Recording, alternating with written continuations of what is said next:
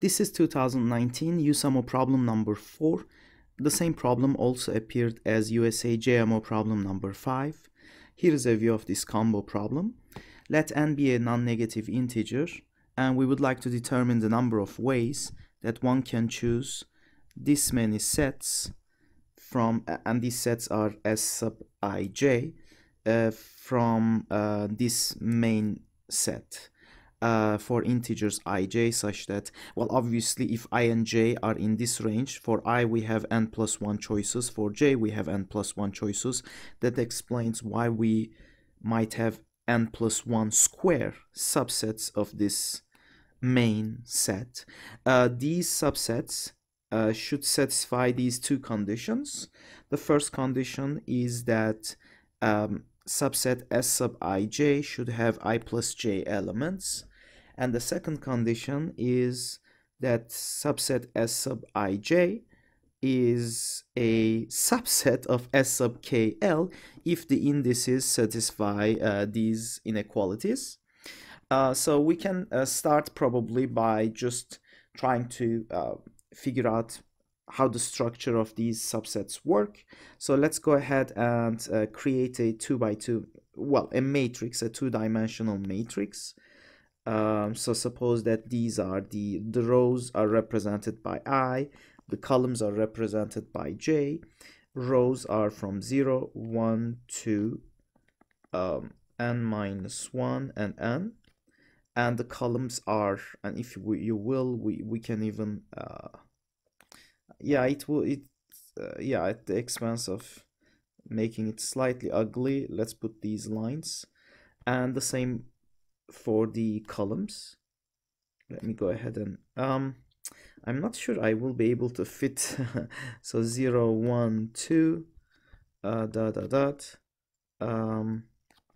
n minus 1, and finally n. Okay, there you go. Alright, so we'll just complete these things here. Alright, and finally inside each one of these, so let's augment this, we have our subsets. So for instance, here we have S sub 0, 0. I'll go ahead and just skip the comma, so I'll just write it as 0, 0. S sub 0, 1, S sub 0, 2, and so on. S sub 0, well, I might need a comma here. Oh gosh. That doesn't even fit. All right, hold on. Let's move it a little bit back. I need to be, okay, efficient. S sub n minus 1, S sub 0, comma n. And similarly, S sub 1, 0. Well, we decided not to put commas. S sub 1, 2, S sub 1, comma n minus 1, S sub 1, comma n. S sub 2, 0, S sub 2, oh gosh, 2, 1, S sub 2, 2, S sub 2, comma n minus 1, S sub 2, comma n, and so on. Let's just put 3 dots here as well. Maybe I should have written a generic term here, I and j, where they would meet at this generic guy, S sub, just for the fun of it, S sub I, comma j, right? All right, but we can keep going on and on like this. N minus 1, comma 0, S sub n minus 1, comma 1, S sub n minus 1, comma 2, S sub n minus 1, comma n minus 1. Okay, I can barely fit this thing into the screen. Okay, and then finally S sub n 0, S sub n 1, S sub n 2, S sub n minus 1, S sub n, or something like that. All right, so back to normal. Okay, so yeah, normal view. So these are the things. Okay, let's first try to make sense of the first condition. So basically the indices are I and j, and then the set has I plus j elements. So this set here, and obviously here there are n plus 1 subsets, n plus 1 square subsets, right? Inside this matrix we have n plus 1 square, n plus 1 square subsets. Let's write that S sub ij. They are all subsets of this set 1, 2, all the way up to 2n. Awesome. Well, the first condition basically tells us that maybe I can use which color? This one? This one, yellow. So this set here would have no element in it, and pretty much there's only one set which have no element in it, and this is the empty set. So that one would be the empty set. And both of these two, S sub 10 and 01 would both have 1 elements, and then these three would have 2 elements, and then the next would have 4 elements, and so on. Do you guys see those lines? So if you want, I can draw these imaginary lines. Yeah, maybe this one. So this set would have no element, and then these would have 1 element. So 1, 2, 3. These 3 sets would have 2 elements, and so on, right? So for instance, this diagonal here would have n elements, because the indices add up to n, right? N elements. So all these have n elements.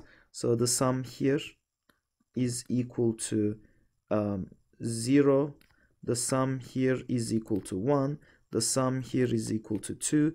The sum is equal to n. And if you keep going on and on, so the sum here would be equal to n plus 1.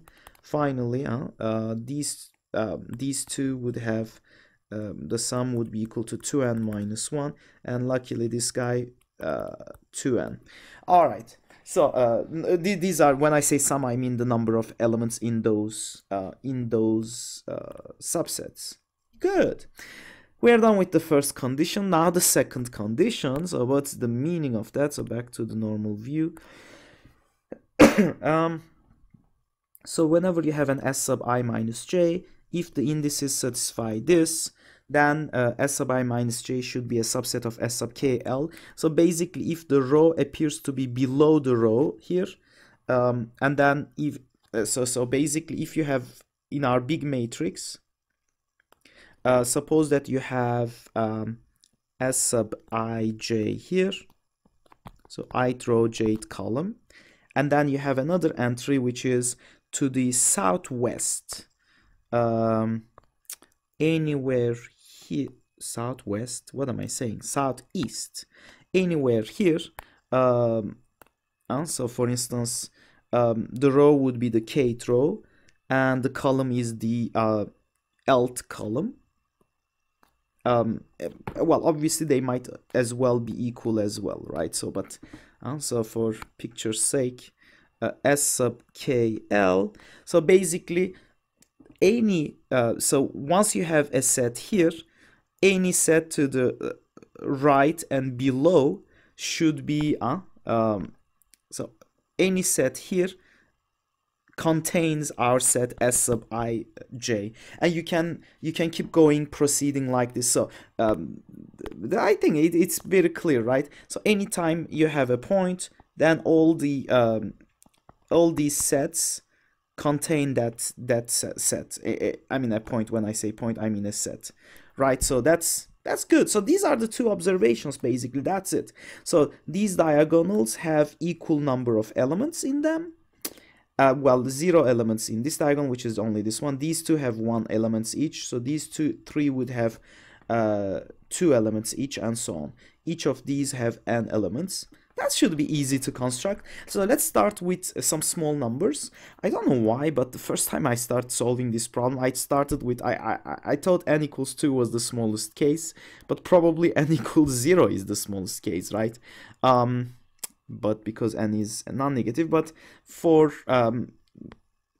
depiction, I will start with n equals 2 basically.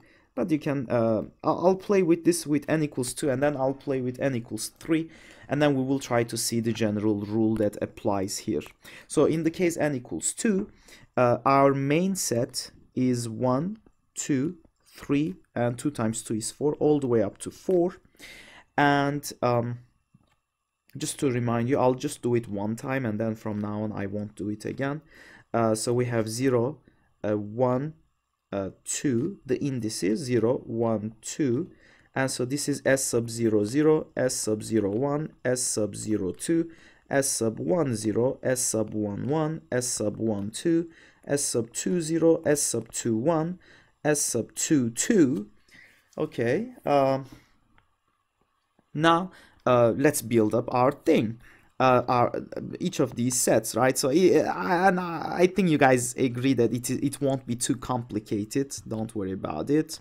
So so basically I want to create a matrix. So this 3 by 3 matrix, I don't even need these indexes anymore, right? So because I'm pretty confident I know what's going on. So therefore, how do we so I'm building up the inside of this. So I'm just putting it next to it. So this thing, the values, so that would be nice.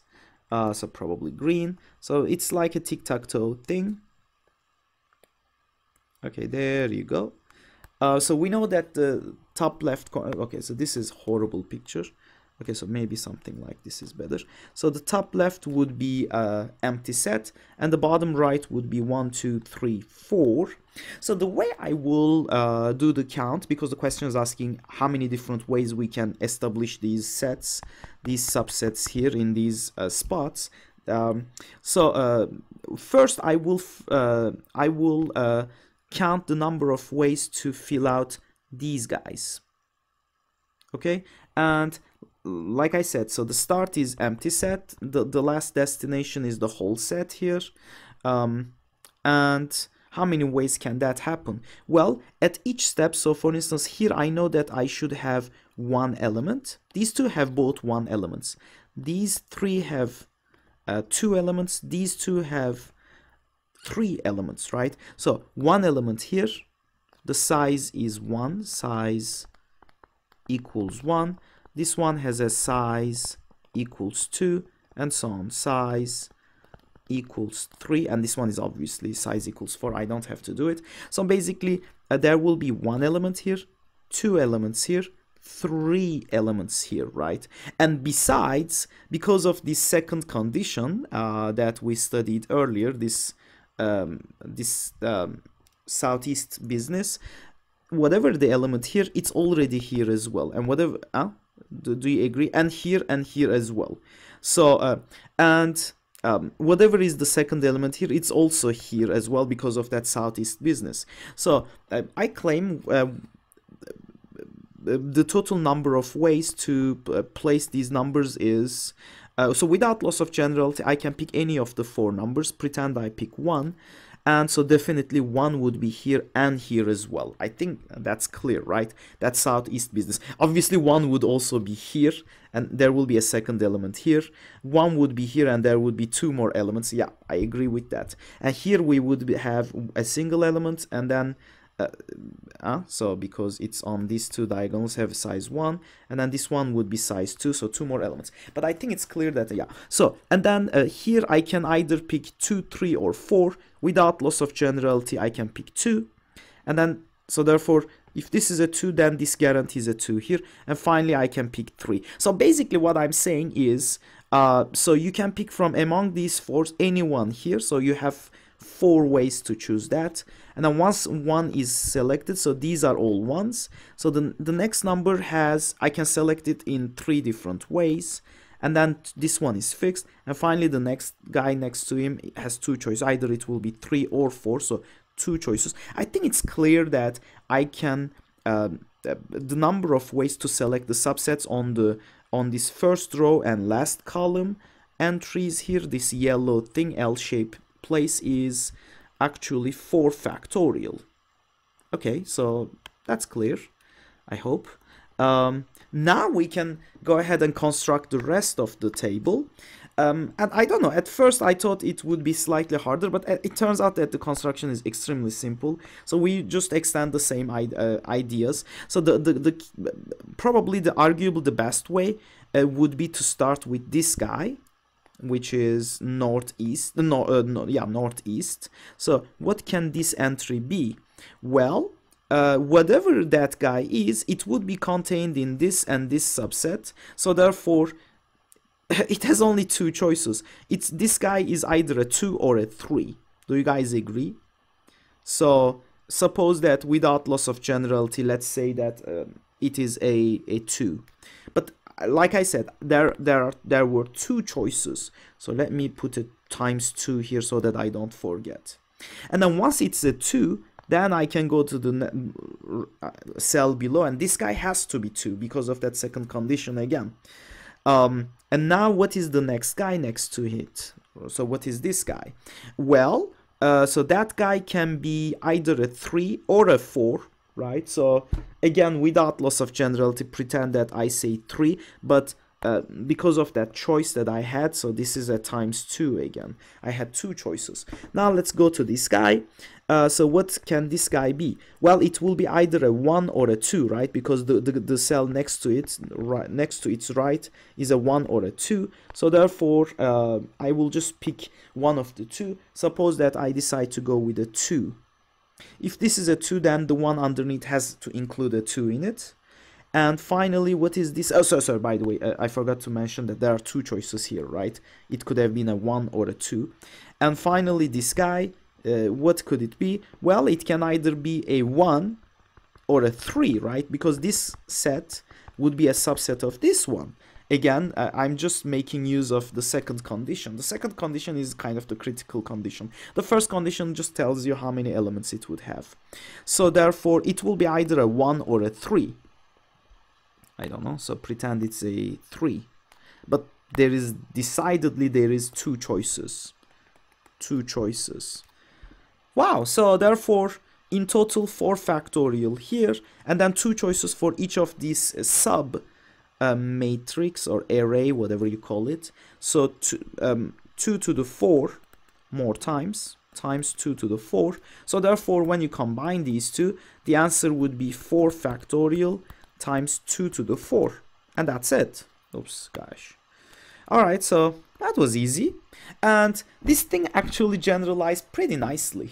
So let's do one more example, and then for instance the example when n is equal to 3, and then let's try to see if so if this thing generalizes, and then we would be done. And that's pretty much it, right? So because this is a number 4, there's not much going on. So I will just omit this business. So I will directly create the thing.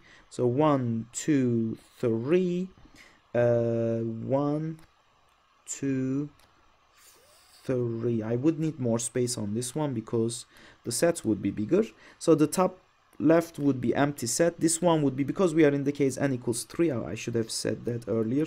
1, 2, 3, 4, 5, 6. I need to use all these, and the bottom right is 1, 2, 3, 4, 5, 6. So how many ways can, so this guy has 1 element in it, this one has 1, this one has 2 elements. This is by the first condition. This one has 3 elements, 1, 2, 3 here, 1, 2, 3, 1, 2, 3, 4 here. So how do I fit 4 here? So 1, 2, 3, 4.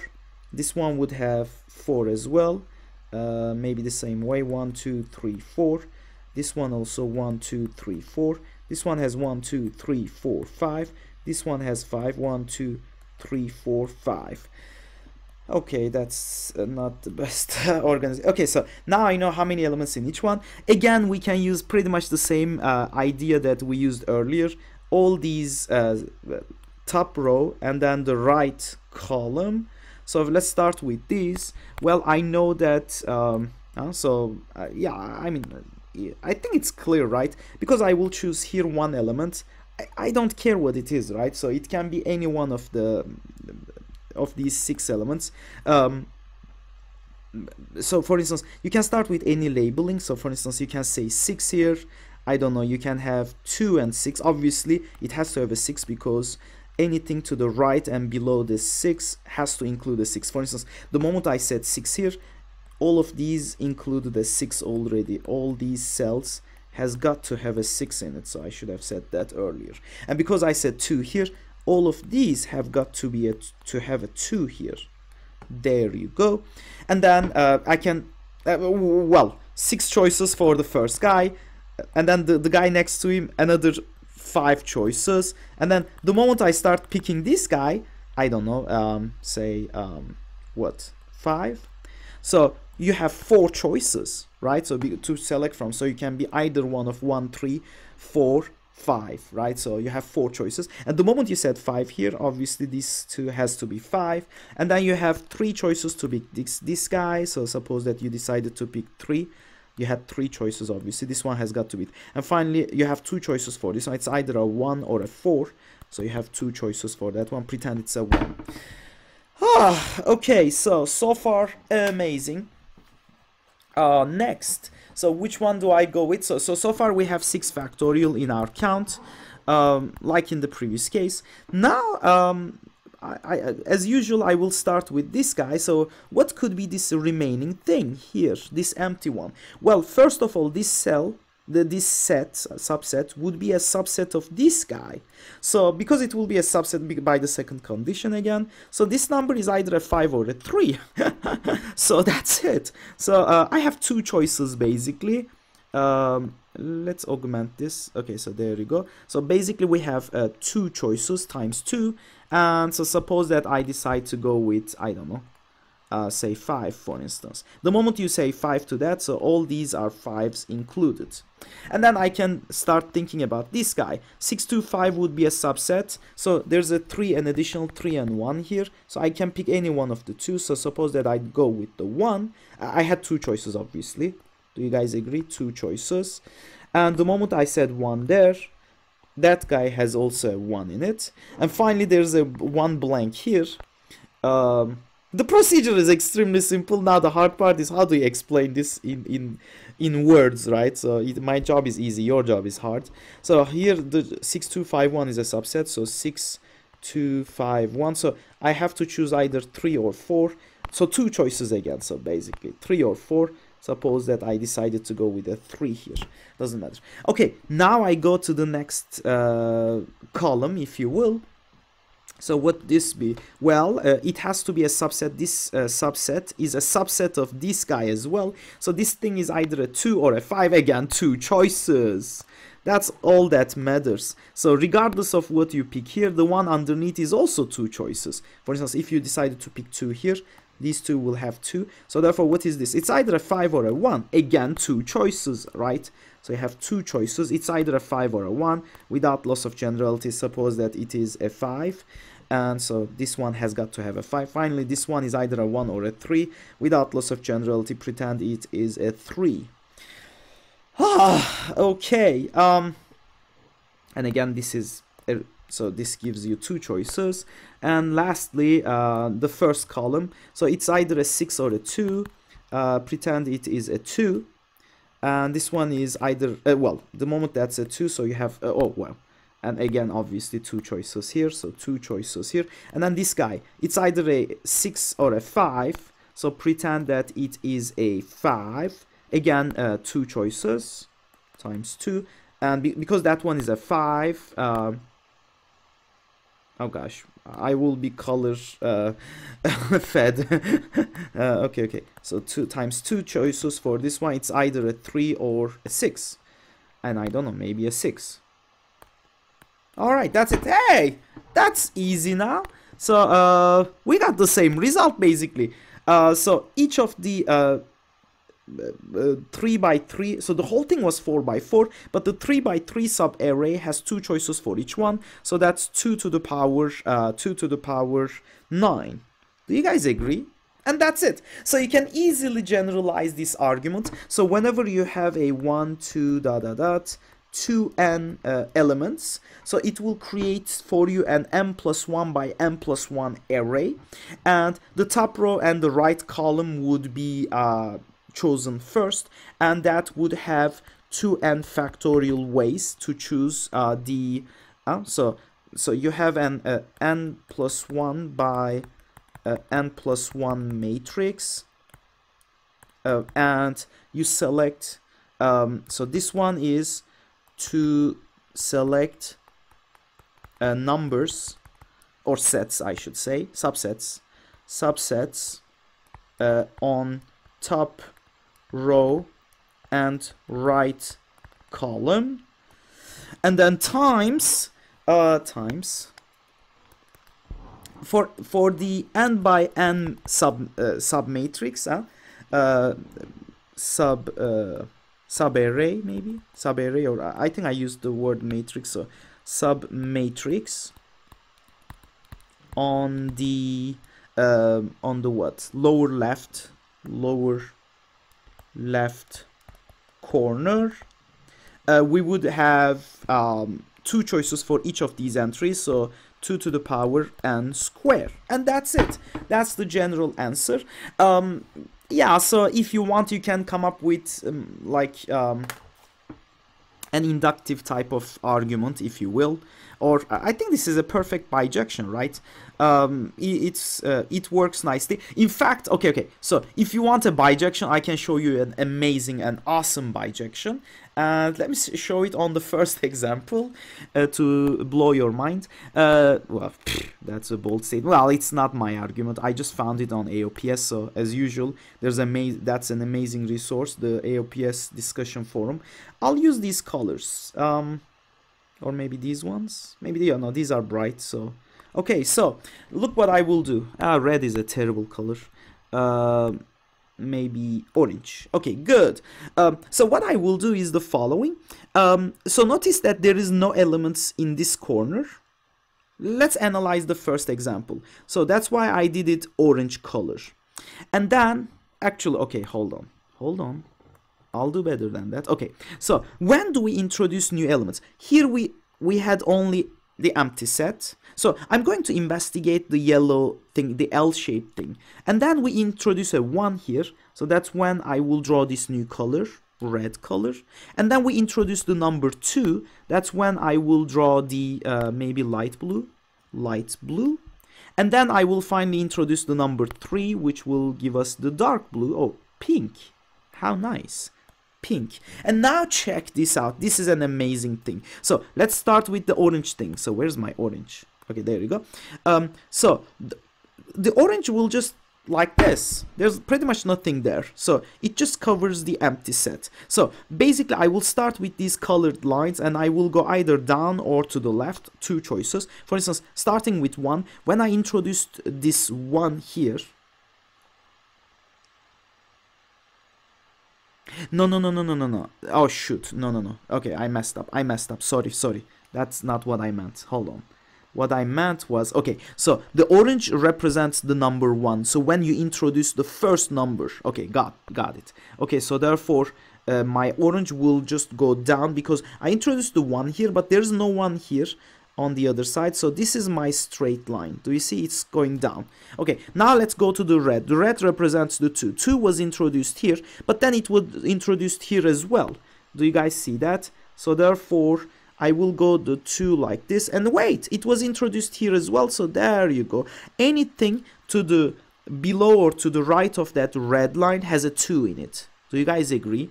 And then now the light blue represents the number 3 because this is the number which was introduced there. So well, there's no 3 here, so first of all I go down and there's a 3 here and then there's a 3 here. Okay, there you go. There was how the light blue, and then finally the pink represents the number 4. The number 4 was introduced only on this cell and it doesn't appear here, so therefore I go down here. Okay, what have we just done? Well, what we have done is the following, and I just got this from the AOPS user. I forgot his name. Sorry, I apologize for that, but it's a really nice idea, and the idea is this. So we just focus on the intersection of these colored lines. There are basically 2 choices for each intersection. In total, we have in this particular example, we have 4 intersections and 2 choices. Either the 2 lines will intersect like this, the orange line intersects with the red line, or like this red and blue, they will just bypass, like they will be tangent to each other, not intersecting. Here they are intersecting, here they are not intersecting. So 2 choices at each of these vertices. So 2 to the power 2 to the power 4, right? And boom, 2 to the power 4. Isn't that amazing? So for instance, so the problem, therefore, this is a bijection. We can do the same thing, okay, if you don't believe me, we can play a game together. So for instance, let's play this game. If I give you this, okay, let me draw a lot of them so that you believe me. So there you go. I'll just draw some fun. We will play a fun game. So again, we have our orange, red, and all these lines. So I will just make up some actually, why don't I use just these lines? So this way, each time I don't have to. Let me see. Yeah, so these four are good. So basically, okay, let's go ahead. So I'll just create these lines randomly. So how about this one? Let's do it like this. The first line like that. Then I have the blue line. How about the blue line goes like this, then like that, without intersecting, and then goes like this. And then the next one, let's change its color, green. So we start with the green here, green goes like that. And finally, I have a purple. Purple goes like this. So none of them are intersecting. So how will I create my subsets?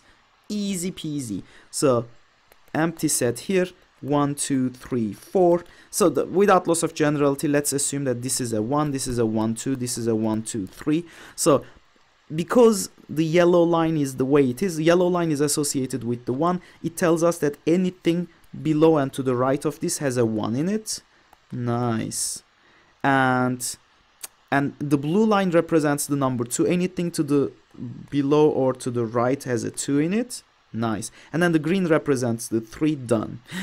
Obviously, these two has 1 elements in it. These two has 2 elements. These 3 has 2 elements. And then these 2 has 3 elements and so on. Perfect. So here's another. Okay, let's play with this shape, right? So for instance, however.